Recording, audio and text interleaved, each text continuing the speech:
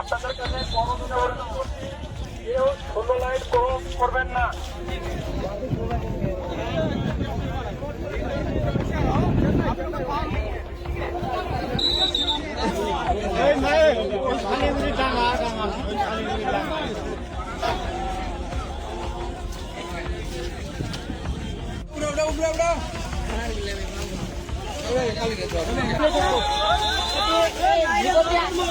ভিতর দিয়ে আয় উঠে যাচ্ছে। আপনাদের কাছে রিকোয়েস্ট করছি, কেউ সীমান্ত অতিক্রম করবেন না। ভাই একটু পিছান প্লিজ। আপনাদের কাছে বড়দের অনুরোধ করছি, কেউ সীমান্ত 16 লাইন ক্রস করবেন না।